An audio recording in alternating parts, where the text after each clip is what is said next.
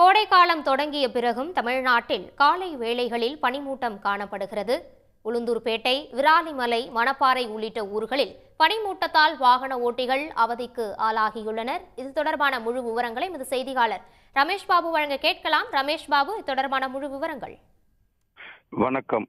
கள்ளக்குறிச்சி மாவட்டம் உளுந்தூர்பேட்டை மற்றும் சுற்றியுள்ள கிராமங்களில் கடந்த சில நாட்களாக கடுமையான கோடை வெயில் நிலவி வந்தது. இந்த நிலையில் கடந்த 2 நாட்களாக இடி மின்னலுடன் பலத்த மழை பெய்து வந்த நிலையில் இன்று அதிகாலை 3 மணியிலிருந்து உளுந்தூர்பேட்டை மற்றும் சுற்றியுள்ள கிராமங்களில் கடுமையான பனிப்பொழிவு இருந்து வந்தது.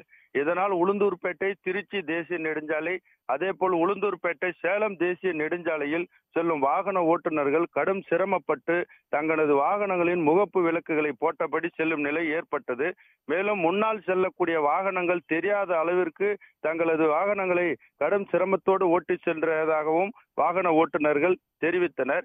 இதே போல் உளுந்தூர்பேட்டை பகுதியில் அதிகாலை நேரங்களில் நடைப்பயிற்சியில் ஈடுபடுபவர்கள் இந்த போன்ற கடுமையான பனிப்பொழிவை பார்த்துவிட்டு வேகமாக தங்களது நடைப்பயிற்சி முடித்துவிட்டு வீட்டுக்கு செல்லும் நிலை ஏற்பட்டது.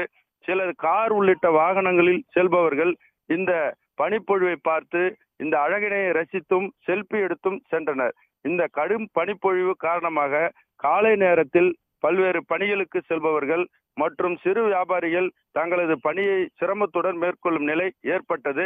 அதிகாலை முதல் தொடர்ந்து 8 மணி வரை தொடர்ந்து இந்த கடும் பனிப்பொழிவு நிலவி வந்ததால் உளுந்தூர்பேட்டை பகுதி பொதுமக்களின் இயல்பு வாழ்க்கை சற்று பாதிக்கப்பட்டதாகவே தெரிகிறது.